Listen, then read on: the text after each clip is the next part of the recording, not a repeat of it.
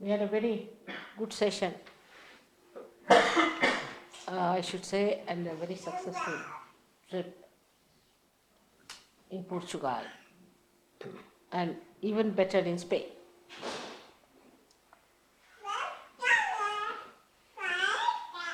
Portugal is a place where gurus have touched very nicely because people are too simple, I think. And because they are too simple, they are affected too hard. And I was really confronted with so many sick people there who have been to gurus, who have been only for 2-3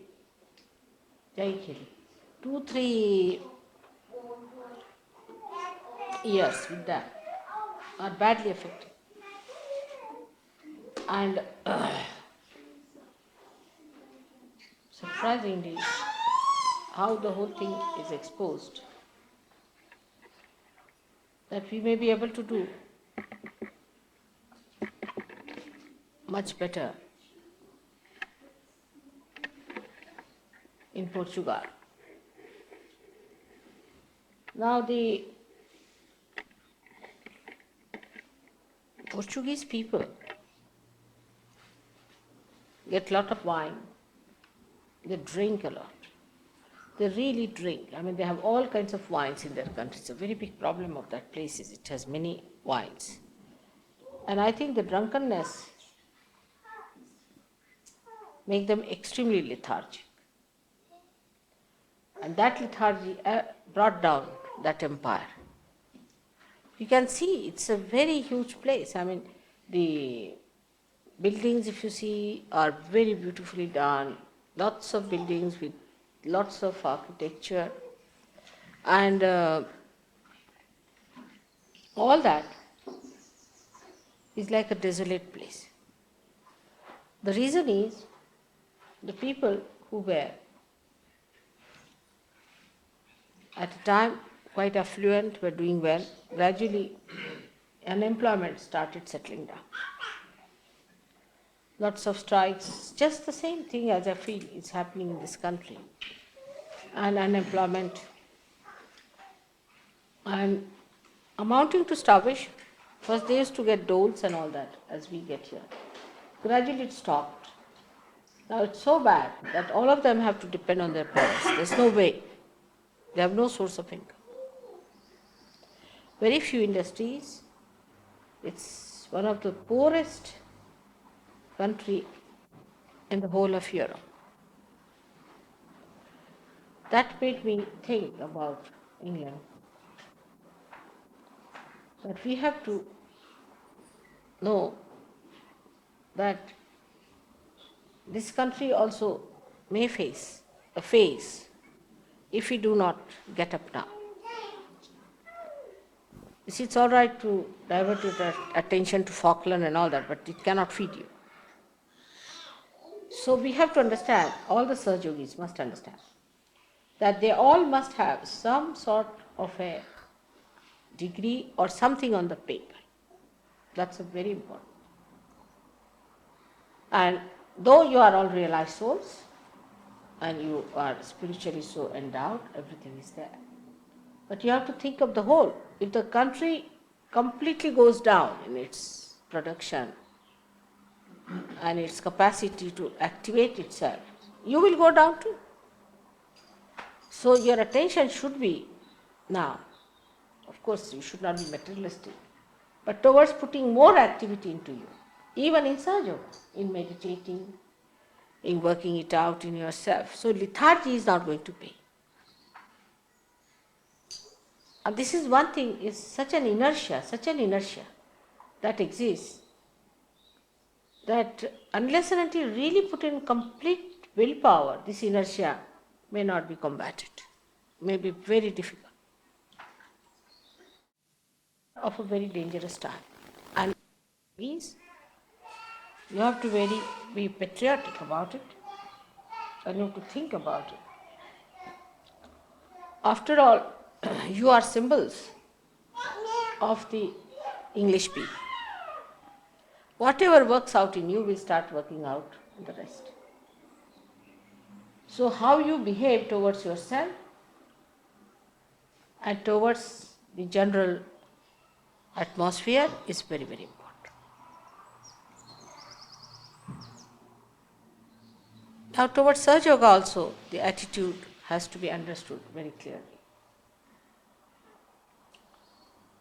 You see, like a Maharaja in India, who lives in quite great comfort, first of all, lives like a lord, and he orders about, you see. And then everything is lost. But still he talks like a lord, he behaves like a lord. His whole thing is the same way. Though it's not that the kingdom is there, that he is the ruler, but he'll talk like that to everyone, because the habits are formed. I think the mind also has formed the habit. The whole atmosphere is charged with such ego since long. And that's why towards Sahaja Yoga also the attitude has to be humbler, much humbler. Because without humility you cannot do. That's one thing you must understand. It's no question of you rationally saying something about it or explaining about it. But you see, basically, one has to be extremely humble. First of all, it's a very big privilege to get realization. You know that. It's a greater privilege to go in it. And it's the greatest to be a Sahaja Yogi. It's a very great privilege that you have, which very few people have. And you are the ones who are chosen specially. But the humility part of it is still missing about Sahaja Yoga. About Sahaja Yoga.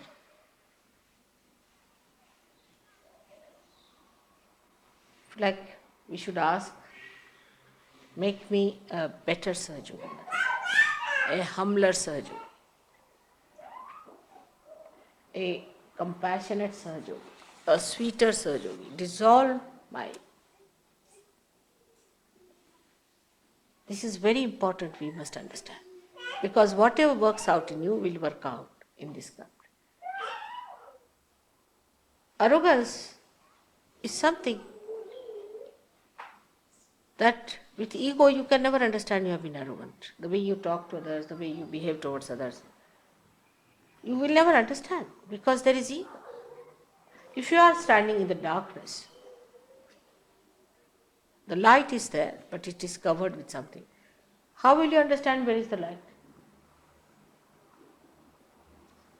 So humility must be there, because you people have very developed brains, very developed, overdeveloped brains. And that brain can, you see, always tell you, you're better than other. You see, always. The another one is no good, and the third one is useless. See, you're the best. That's typical of the brain teachings. And when it starts working out, it's very difficult to see that the one who is saying this is nowhere. Because from the point where you see, you cannot see what you are saying.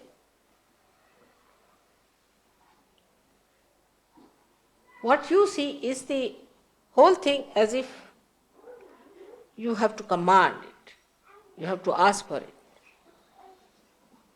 Of course, the quality is very much changing now. Everybody is becoming very, very, very sweet and sober, and nobody now demands anything from me. Like, you must give me this, mother, you have to do it, you have to look after me. After all, I have been to your Caxton Hall once, you see, and how dare you do not look after my mother when she met an accident. Something like that. That's over now. That's over.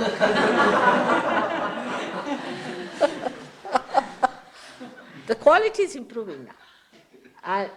One has started learning now how to laugh at your own ego and this and that. But I personally think that one has to realize that if you represent this country to your mother, then it has to improve still. Still I have to improve. I have to go ahead. I have to go further with it. And I have to develop that beauty of humility.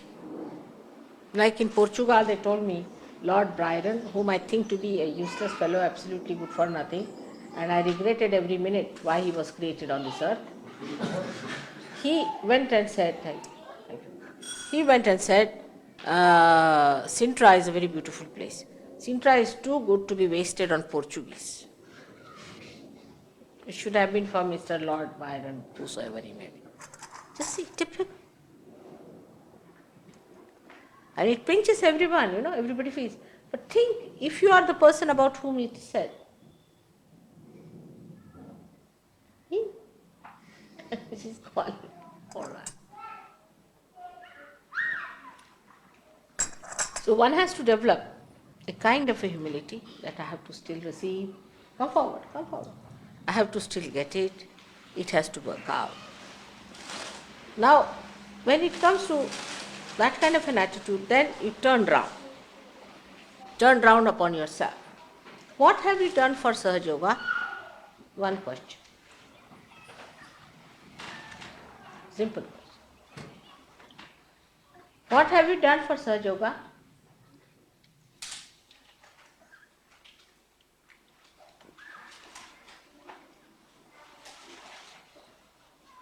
How many people have you given realization? How many people have you been able to cure? How much peace have you got within yourself? How much blissful are you? How much compassion have you got? How much forgiveness and patience you have for others? How much of sharing you can do? These are the signs of Sahaja Yogis.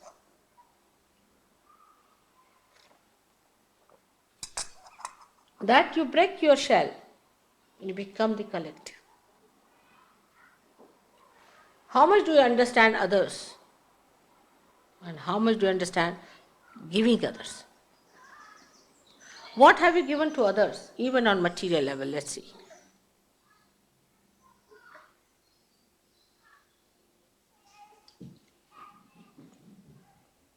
These questions should be put to yourself. On a very material level, these questions have to be asked. On a very material level, because the light comes down up to material level. How many people you can forgive?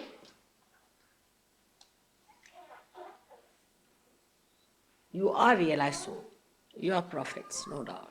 You can make others prophets. But you have to be the quality also.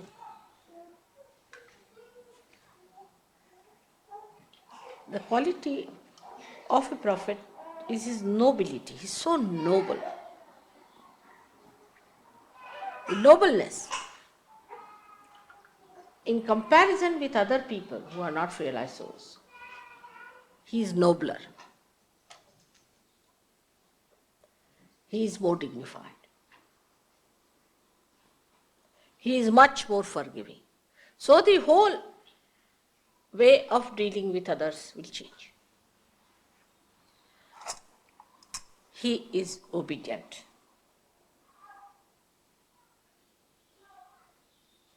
We have to obey in Sahaja Yoga. We have to obey our good will. Otherwise you are difficult people. It's impossible. Nobody can do anything to you. If you are like a thorn, how can anybody help you? So the quality of a Sahaja Yogi is measured by another kind of a measure. It's not the way human beings measure the quality of other human beings. Like somebody has a good taste, for example, so-called. Then people say, oh, he's great with a good taste. Or if he has a big car, oh, he's a big man. Or he talks like that, or he walks like that, or says this, that, and all those things. Or a question like this, why did you say like that? All these words, that they sound very hard to me. Why do you do like that? This kind of a language itself was not there in this English language. Nowadays the language is so changed and very rude, very arrogant, and very harmful. So first ask yourself, because Sahaja Yoga will spread, of course, slowly and steadily, I hope, only through your images. You are the reflectors. You put my thousands of posters. I'm so unique, They'll say, all right, this unique personality is taken out. No good. What about the disciples?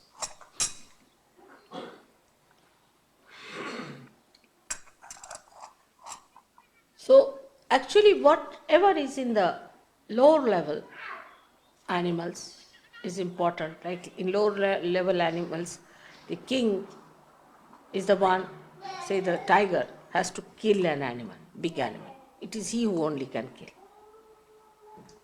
Till human stage also perhaps it is so. The one who can really dominate others, survival of the fittest, is the rule. Is the other way around now. It's changed completely.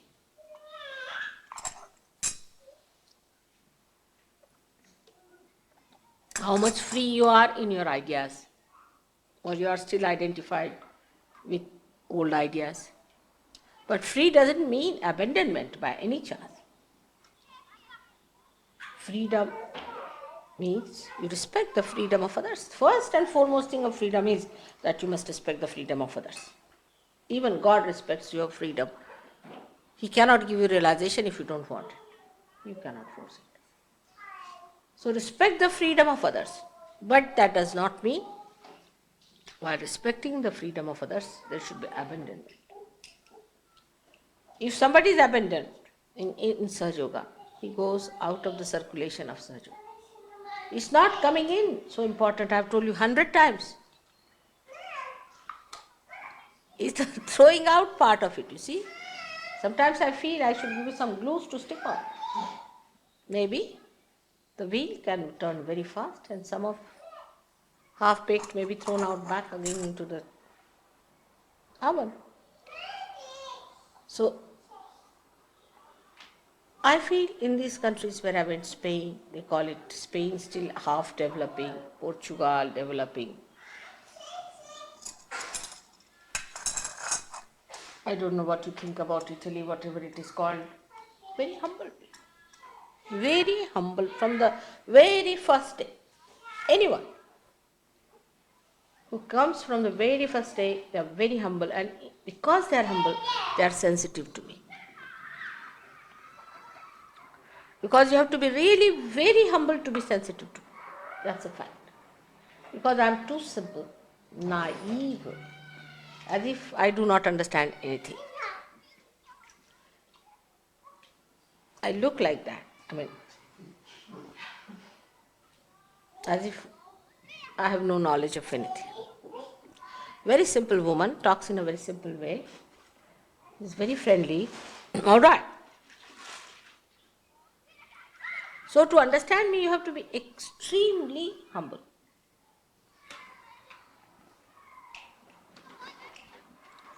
And if you cannot go to that level of humility, you cannot see me. And you cannot understand. And the more you start understanding, the more humble you will become, naturally, because you know what it is. So, I've told you many times about humility part of it, but my experience of these countries was, where I went there, they're very humble people, very humble. About Sahaja Yoga, extremely humble they were. Even the new people were very humble.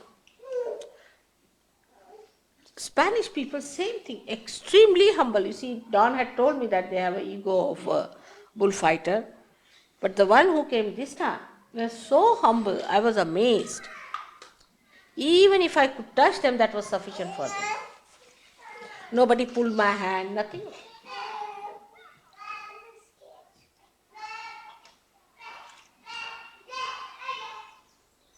So this is what it is. One has to understand that we have certain tags of our past, which has to go down. The language should be extremely humble language. Try to read. I don't know whose language is so humble. Maybe mine. I don't know. But try to read books where people speak humble language, humble way of talking. You'll enjoy it. Really enjoy it. Humility is the glory of such yogis. It's the only way they will grow. It's like putting your roots down and down and down.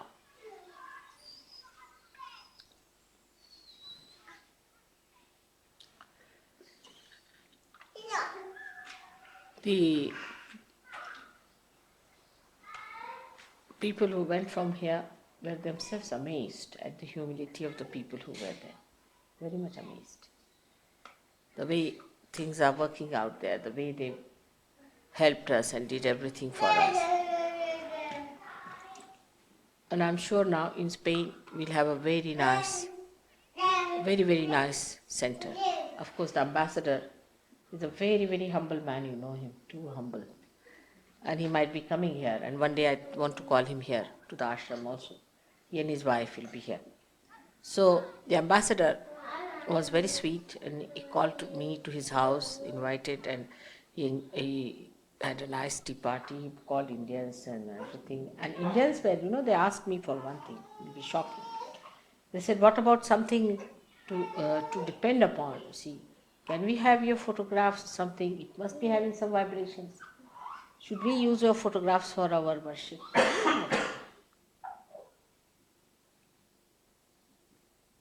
And the first I said that it's all right, it will work out, because I didn't want to say you to take my photograph. So she was so disappointed, the lady. She said, "No, there must be a photograph, so something which we can use after all." How can that be? Just imagine. And here, first thing comes up like a big snake. Why mother's photographs? She should give us realization. She should solve our problems, solve our sickness, everything. But why her photograph? This is too much. In this, you can see the ego of the people.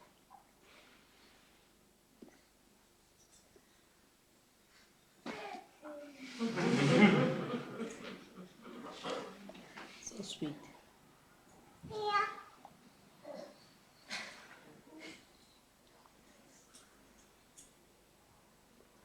Now regarding ashram, I had asked him to make certain rules and regulations. And I must say that, of course, Nick should say things as somebody told me that he should have been a little softer with it and all that. But supposing somebody is not softer also, you must know that this is sent by mother and you must do it. You see, actually when you say no to him, you are saying no to me also, isn't it? Because I sent him, I told him. And I told him that you must carry out these things. If you do not allow him to carry out, he has to be perhaps strict. By softer means, supposing something fails, then what to do? But I really don't know. After realization, even if you do not do things, what should we do? Can you suggest? I mean, you should respect everyone. But say, even if you respect people, get up at 8 o'clock in the morning, then what should you do?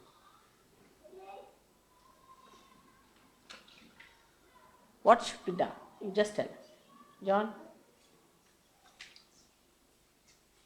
Tell me. I mean, it is really surprising. You are now prophets. Do you understand your quality? What are you? What have I given you? Then what should we do about it? See, these are so simple things, like children also. If you are in a hostel, you are made to get up in the morning, take your bath, get ready, walk out. I mean, if you do not listen, anyone, I mean, it's simple.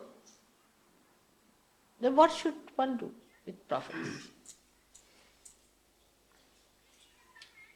You just tell. This is not the problem in Australia. But Englishman going to Australia create problems. I have seen. Sally, what a problem, Bapre. You could see in contrast her ego, absolutely in contrast, I could see her clearly. Very much different. Though she said that she was in, what place she was in? Jersey. Jersey. And their booths caught her. But all the booths were egoistical. That's the point.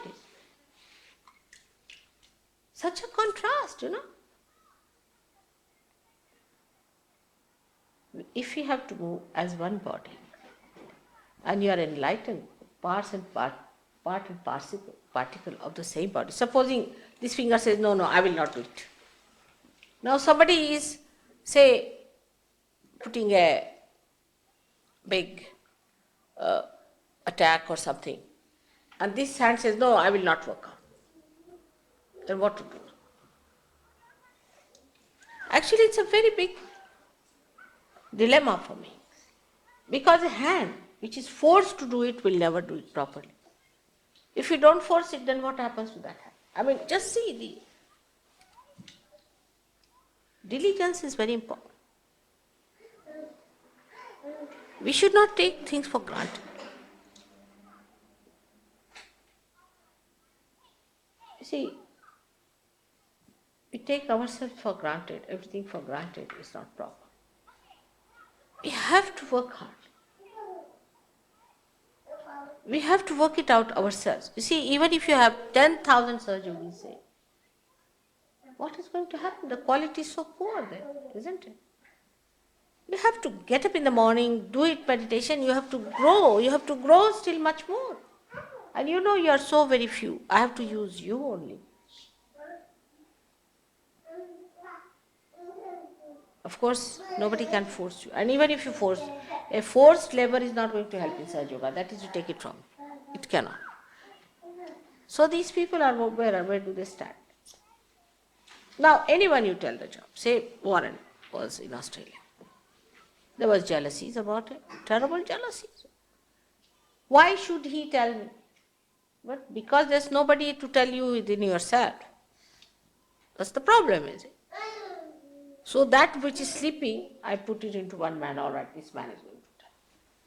But then that person tells you, then people feel jealous. I mean, these are not the signs of a prophet. A prophet is never jealous. Because he knows he has achieved his powers now. He is in his own power. And his power is of surrendering. It is not of overpowering. You see, you cannot see the other side of it. You think power means you sit on somebody's head, then I am very powerful. Like a woman, if she can make her husband dance to her tune, then she thinks, oh, I am the most powerful woman ever living. It's the other way around. That the woman is so loving that husband can't do without it. That sort of a power.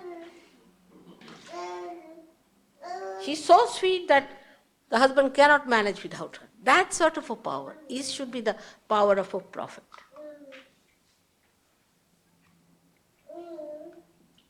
And these things are very much deeply put into us. So face it up and take it up. Whole value system is upside down. I tell you, the whole value system is upside down.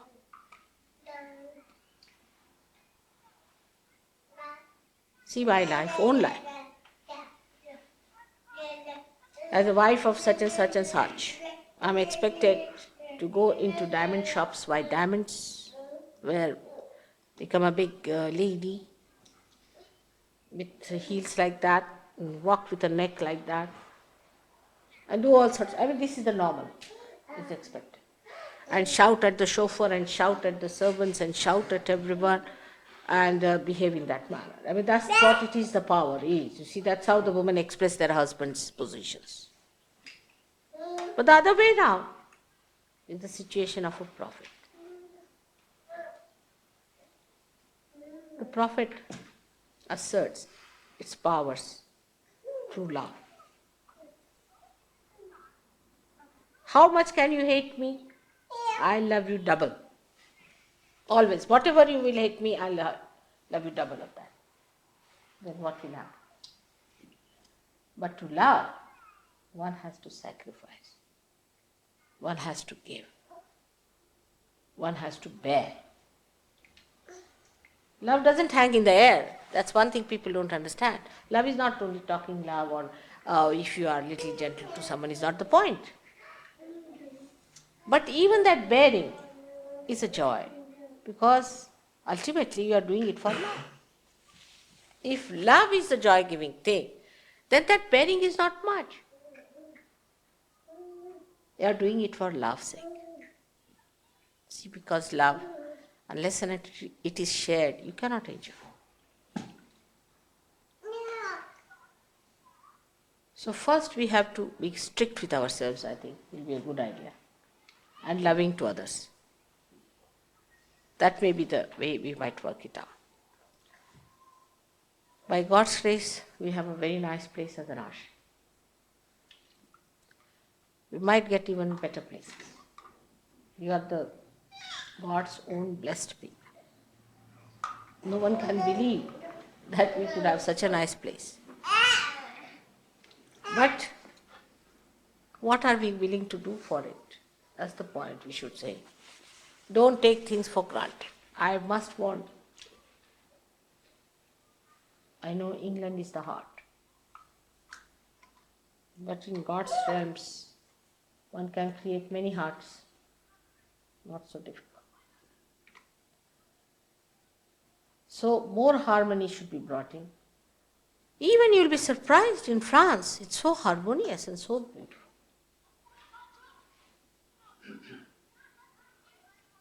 Find faults with yourself all the time. Now, under certain circumstances, I have to appoint somebody.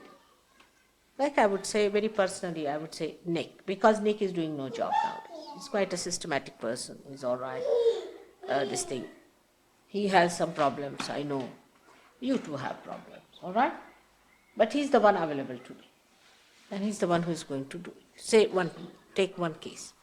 Now you must understand why mother has appointed somebody, all right. Accept it. Because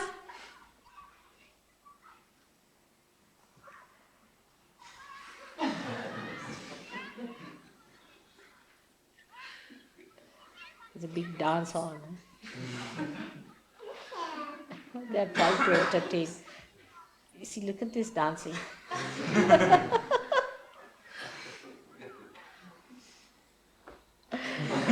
They are feeling the tenseness of the situation.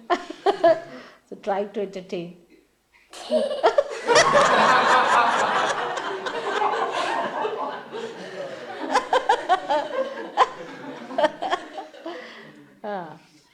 That's it, that is love.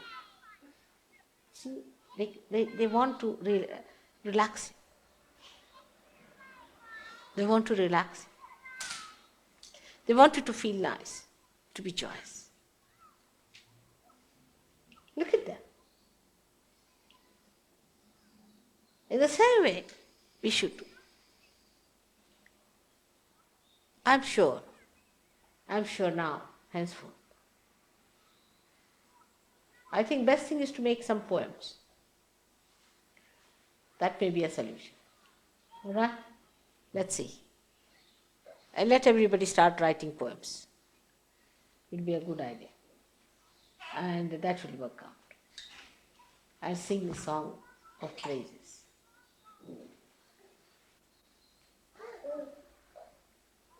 It's very little way, just a very little way, just there in your heart, besides the source of all the beauty. It's just turn your face towards that. That will work out. I'm sure it will work out. It's not very far away.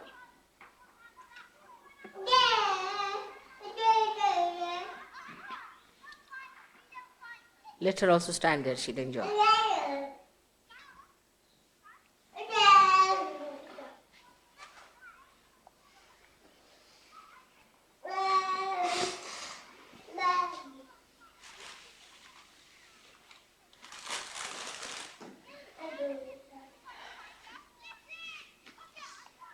Now another point was that you are going to go to that peace mission or something. What? Peace, what is that supposed to be? Peace Festival, was it? No, in Brighton you are... Peace Festival. Peace Festival.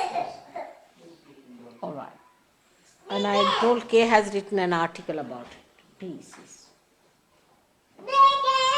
You know that peace is nothing without it is within yourself.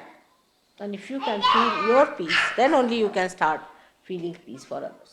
Sahaja Yoga is the only way. There's no other way. You see, uh, at the level of, say, take the position of Falkland now. Let's see, Falkland Island is a very immediate problem. Now, at that level, there's no solution. There's no solution. They are quite justified in attacking back Falkland because these people were illegally there, because that's not a democratic country. They have destroyed so many people of their own, so English were justified. Of course, my all support was for them because they were correct on the justice point. That's true. But justice is little half-baked. Because for whom to fight? These unrealized souls. Their right for what? Even if you have democracy, if it is democracy, what is the use of having democracy? I mean, if through democracy you are creating only demons, it's demonic reign, then what's this of having democracy also? What about this so-called communism also? All stupid people, to my eye, everybody is stupid. And they cannot achieve anything at that level. You can say a little bit, yes, correct, after all, you see, that was the people were there, under democracy, these people should have gone because they have killed so many people already in Argentina, they have no business. And of course, despotic law is absolutely against Sergio. So, democracy is the best suited, no doubt. We have to support democracy. But even democracy for what? Why to have democracy? To have the higher freedom. If you cannot have higher freedom, and it just means abandonment, you see, democracy means that an old man can marry a young girl and all sorts of nonsensical things, then better not to have. So democracy is only suitable to people who are dharmic, who have established their dharma. Otherwise, you really need a communistic country which will settle down your dharma first, to evolve out of it. But people think that democracy is for ruining your dharma. You have freedom to ruin your dharma as you like. You see, what's wrong?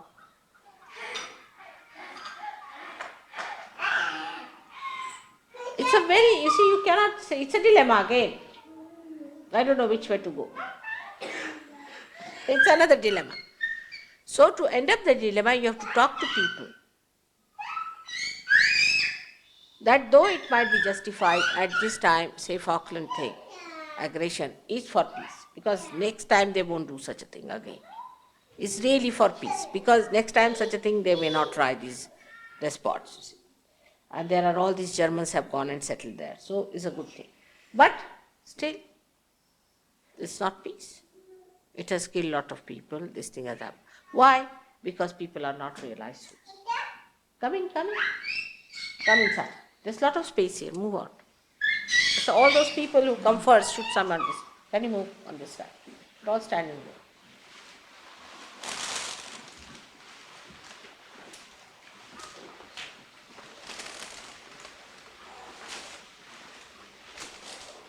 So all these political institutions are a big joke without realization. They are not yet fully human beings, they are not fully developed because they have not found their spirit. You must find your spirit. Unless and until you have found your spirit, no problem is going to be solved. Once your problem is solved, that is to find your spirit. All other problems are solved. How now? What will happen? Let's see. What will happen if we establish a kingdom of the realized souls?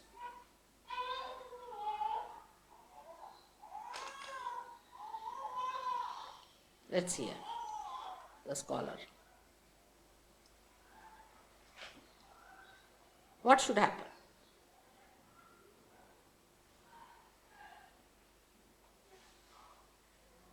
Of course, everybody will get up early in the morning, no doubt.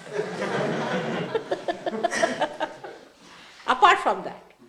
That's the most difficult thing.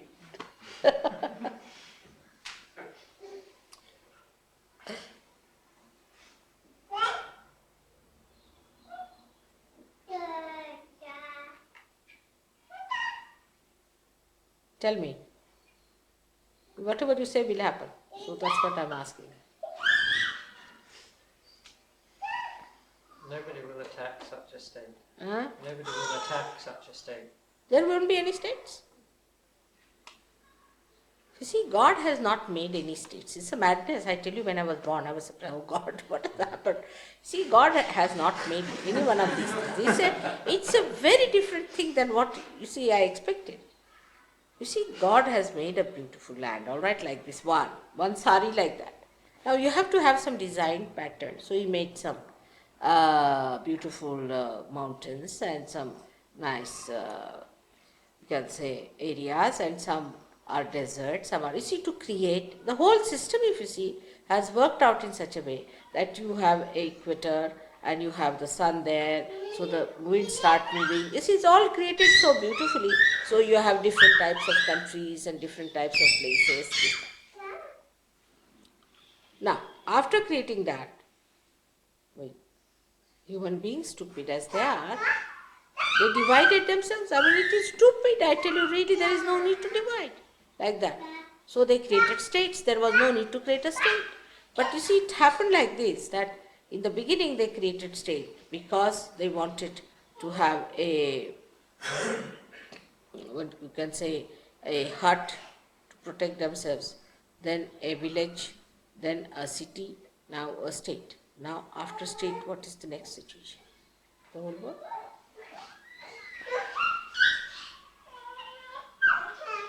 Collective. This is the breaking through. Is one word.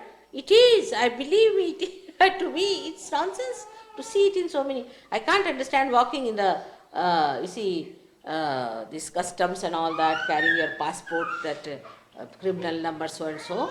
And apart from that, you carry your photograph, and then there are so many things. My by the way, my passport is completely filled now. You have to get another one. It's like that. See, everywhere you go, you look like a criminal. They look at your face and then they stamp you. All right, you are stamped. Go ahead. It's terrible. It's undignified. Absolutely. That means, human beings have no dignity left in them. I mean, this land doesn't belong to you at all. This land of God. You are of God and the land is. Nothing belongs to you actually, to be very frank. I'm sorry to say. It's true. So what is a state? It is stateless. But stateless also means there is state in it. I say this is one word. This is, has been, is, and will be. I mean, you may, in your myth, you see, hallucination, think it is different and fight. I sometimes feel you are just fighting your shadows. This is you have created shadows and the shadows are fighting. And just to make the shadows fight, you fight, otherwise shadows won't fight. It's all a shadow. There's no truth in it. To me, it looks like that. It's all madness. What is there to fight? This is one world. Everybody is blessed by God. They all should enjoy His blessings. To enter into the kingdom of God. He is the king. He is the one who is the ruler. In His kingdom, there is nothing like a state. So that's a very different world we are entering into. There are no alternatives there. There's only one absolute state of mind where you become a spirit. That's all. There's not going to be any aggression. It's stupid to be aggressive. There's not going to be any suppression. Stupid to do that. Nobody is going to be suppressed and nobody is going to take any suppression. Everybody. Why? Do you find that in the nature? Nobody does that. It's a harmonious living in the nature, even in the animal kingdom. See, they know that a tiger has to live on an animal, it's all right. That cattle has its own life, finished. Even they can understand the need, but human beings don't. Their need is of spirit. And spirit actually hates aggression. It cannot, even if it wants to, it cannot. It's indignified to aggress anyone for a spirit. Indignified, absolutely, it is wretched.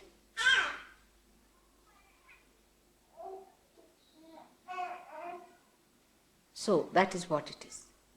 That we'll all enjoy love of God, His blessings. And all our limitations will drop off. So-called bhuts, as you call them, will all run away.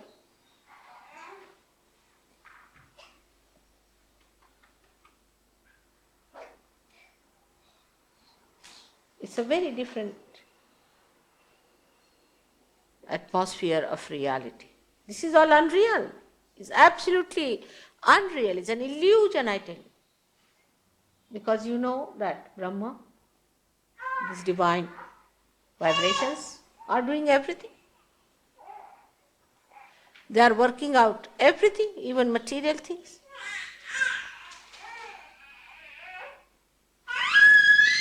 Everything they can achieve.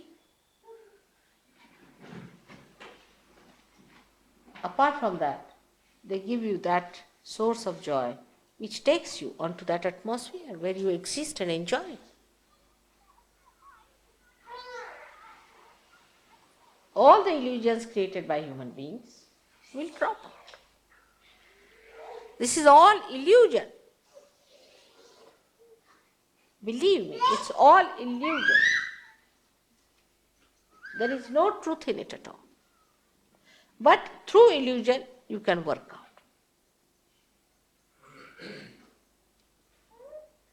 It's a very interesting thing that only through illusion you can work out.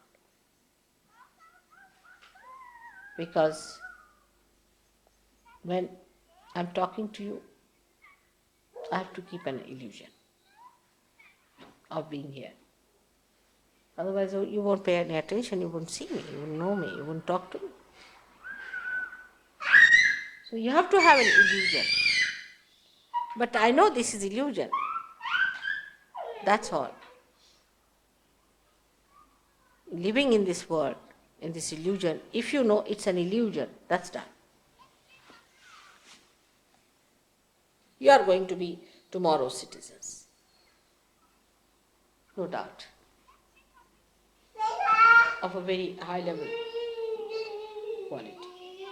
The day will come when they will have to jolly well consult us. Already you have seen how I am playing tricks on the US.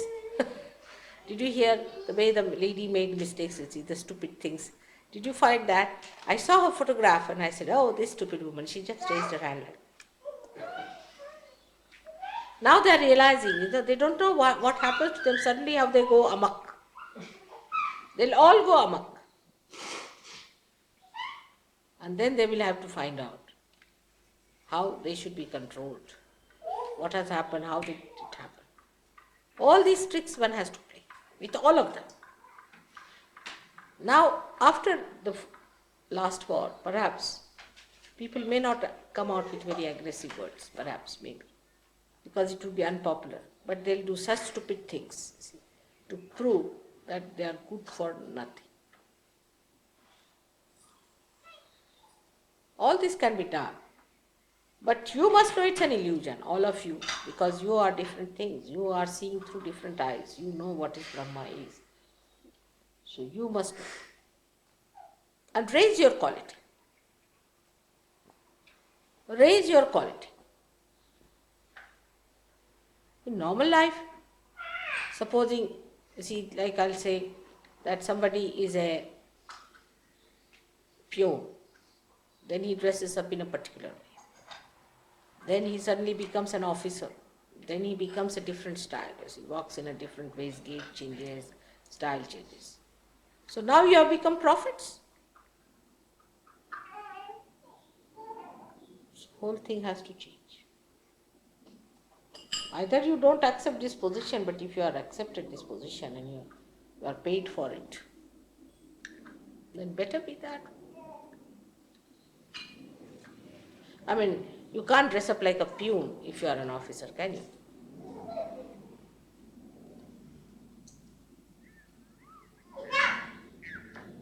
It's all illusion, complete illusion. The whole thing is an illusion.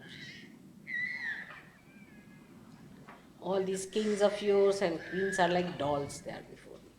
Especially Mr. Pope, who came here. My grandson says, Mr.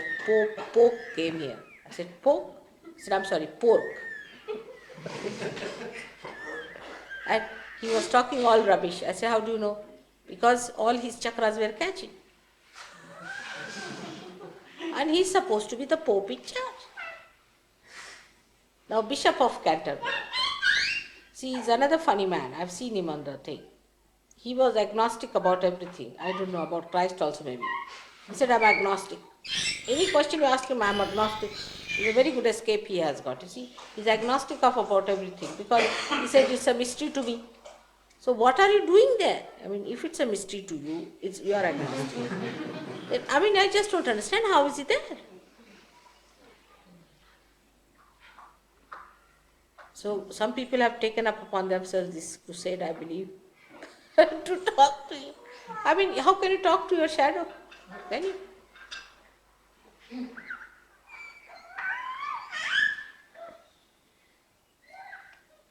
So the people live in the shadow state. And you should not symbolize yourself as shadows. You should symbolize yourself as reality and look at them as shadows. See? In a way, in a very dignified way. Oh, this is a shadow, Just pity them. But not an aggressive way, but have compassion about them. Say, no, sir, this is not so, you are sadly mistaken. This is the shadow of life. The whole Christianity is doomed because they started running after shadow. This Mr. St. Paul, I don't know how he came into Bible. Now you are a theologist, you tell me, John. How did he enter? I mean, anybody who says he saw Christ, is he supposed to enter into the Bible? How did he? I mean, his sayings and his words and his letters are regarded as the letters from the Bible.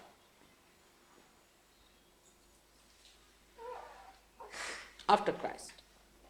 Before Christ is all right, but after Christ. What is the validity? I don't understand. What is the credibility of this person entering into that as an authority? How? I mean, nobody challenged him. He was a man who was killing so many people before. Then suddenly he becomes something and he starts saying, I'm doing Christ's work and this and that, and he writes letter to Karantikarans and all these people and all that. And why these letters that he writes becomes a Bible? Can you imagine? What did he do in his own lifetime? Half of it he spent in killing, and half of it he was an impostor. I'm happy that it has come to your notice. But one can ask, why is he there? Now he started this charismatic thing, he is doing all this. I first saw it in India. There's a St. Paul's church. They're all possessed people, One of my uncles was the priest of that. He was a very possessed man, very hot-tempered, horrible. And when I saw that, I wanted to see the St. Paul's Bible, what he has written about. I was amazed. But I said, let you people read and see for yourself.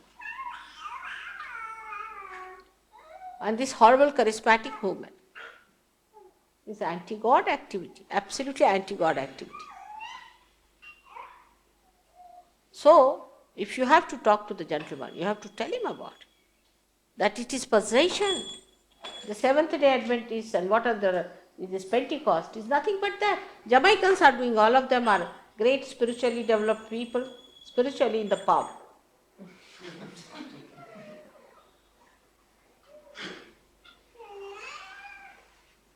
I mean, there should be certain norms, isn't it, about a person who is supposed to be a prophet or something to do with God, you see.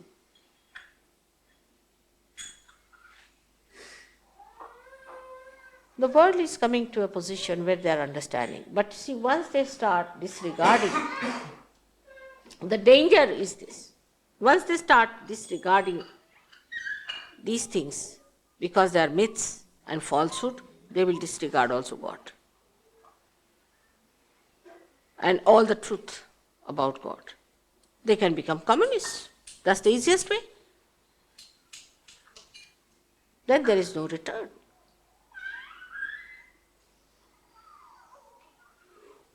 It's a dangerous situation. So when you talk to him, you have to tell him, warn him. Already your churches are selling here. Nobody goes to church.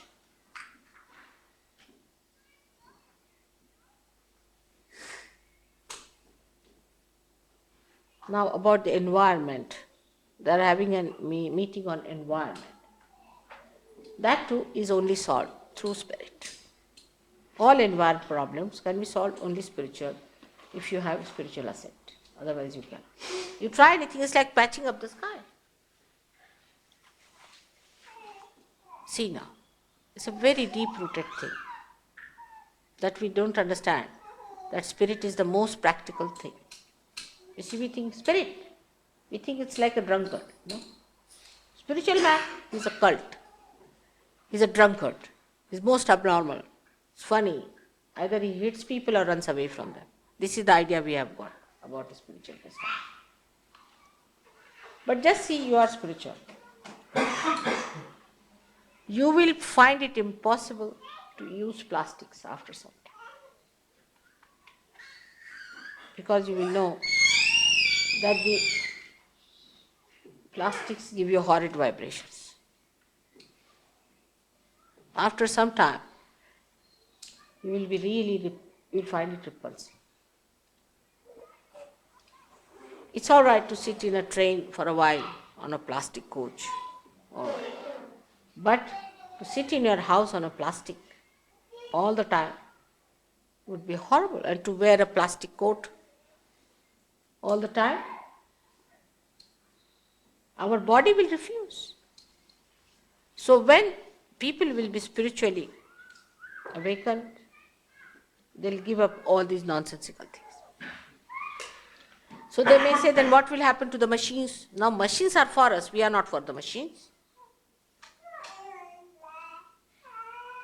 This is another concept, is whatever create is for us, and we are not for that. All right, doesn't matter. Nothing will go wrong with the machines.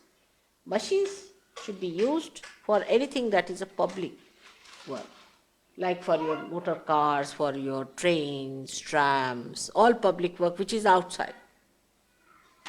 For houses at the most, you can use machines. But for personal things, you must use handmade things. For spiritual people would like to wear something that is handmade or real. When I can't wear a nylon sari, not that I am very fussy about things, but I just can't wear. After some time, if I do not take out my socks, which are only nylon, what to do? My vibrations get jammed completely. So you won't be able to wear next to your skin, near your body, eating your food, everything in plastics, cooking in plastics. I mean, it's too much. Thank God, cooking I don't think is possible, isn't it? But aluminium is another thing. It's very bad. Aluminium you won't be able to use. You will either try copper or brass things. Now handmade things will you have because they are made by hand, so they have vibrations. People would like to have handmade. It is a part. So by that you remove the disparity of the world. Developing countries can do handmade things. You cannot beat them with computers, can you? You go ahead mad with your computers. You will have to come back. Must understand the whole. If you don't understand the whole, this is what is happening. Like mad, computers going ahead. Where? Into the ditch? Into a big mountain. Now they have created big mountains of plastic. They don't know what to do with it. So, and now with computer, what will they do? They'll create a greater mountains out of plastics. Maybe Himalaya might be created with the computer. So the developing countries should not try to follow these mad people on one side. They should develop their hand things and all that because they'll have to come back. Now the handmade things in this country are so important and so expensive. You don't care whether it is pressed or not. But in India you have to take nylons because this is nylons is a symbol of development. Not of overdevelopment perhaps, but of development. So they must take to nylons and plastics and to stainless steel and aluminium if possible. That's what we are doing. When you have less things consumed like that, you use less things from your motherland. Because handmade you cannot go on mad like a machine goes like a Rakshasa, eating away everything and producing more. It has to live like that. It is not economical. So when you have handmade things, you have more value for your things, you look after them better, you feel better, you are comfortable, and you need not be that smart, you see, machine made. That idea of smartness is going now. So the developing countries should also learn a lesson. They are going after you, they are running fast. They try to run faster, they cannot. Thank God, they cannot. But they should stick on to that side. You see, one part of the country has to do something, another part has to do something else. But you people have to look after the side of machines, all right. I mean, handmade things, what can you make? Some ceramics, I think. Apologies. Some apologies for that. You better do what you know better. And let them do what they can do better and share. If this balance is established, there is no aggression.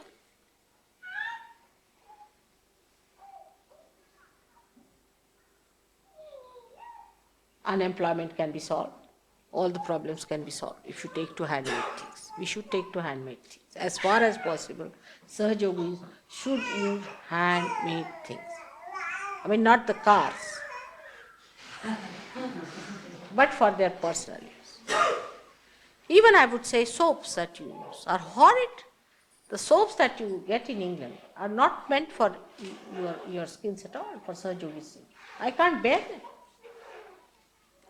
What you have to is natural soaps that you get from any country if you like, but natural soaps, which come from natural oils. Foods also, natural food you must eat, more natural food than artificial. All that will give you a better living, and that is called as alternative. All right, that's alternative is important. But that doesn't mean you go on a bullock cart. You can export your trains to India or your cars to India and get khadi from there. All right? Mutual understanding. Because we are part and parcel of one whole. And we just cannot exist by our only growth because then we become malignant, you see. One cell eats another. You have to, if you have a machinery, you have to eat other. Because you produce so much, you must find markets for them, you must supply them, you must send over, then you must have other countries to exploit them. People have tremendous respect for Mahatma Gandhi, but I don't know if people understand what he said about machinery. That doesn't mean the people who are doing machine work should give up by any chance. But some of them they can close down. For example, plastic toys for children is horrifying. You can't even get wood toys now, nothing, just plastic, they're touching plastic. I mean, imagine you cannot feel any plastic. So, this is what a sane Sahajogi has to understand. That's how you can solve the problem of environment also.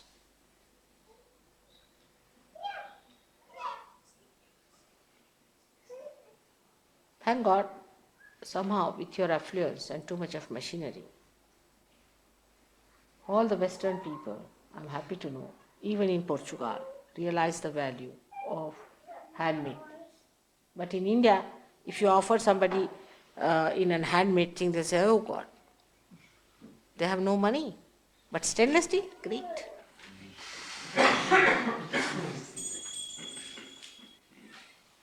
In a stainless steel glass, they'll give you tea. You see, it's very big.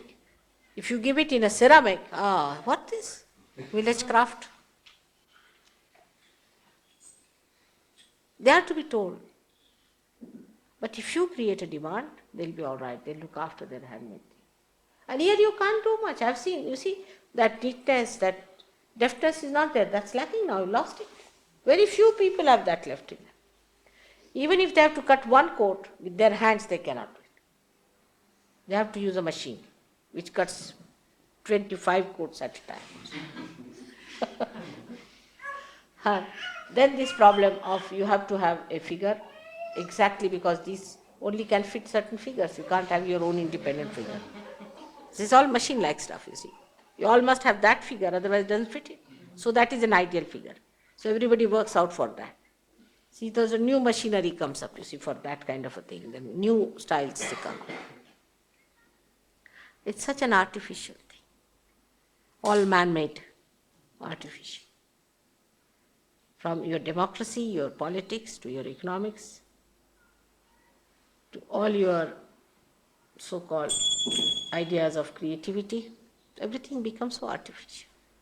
Now people can't paint. What they paint, if you see, you are just aghast, you don't know what is this supposed to be. And it is supposed to be this, but it looks, there's a hand, isn't it? Can't you see that? Yes, I can. It's a little bit showing.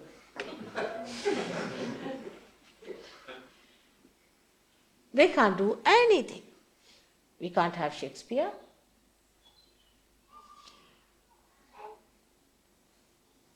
We can't have Gagi. We can't have anyone of that time. We can't have the Abraham Lincoln.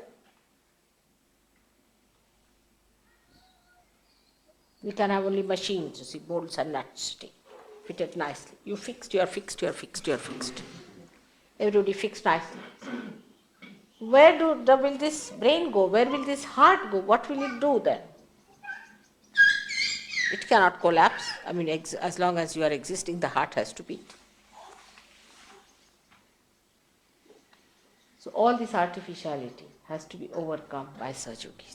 The responsibility is so great. Such a big building you have to bear on your shoulders.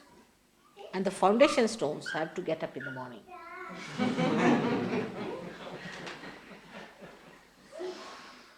To be chiseled out properly. So I end up my lecture today. May God bless.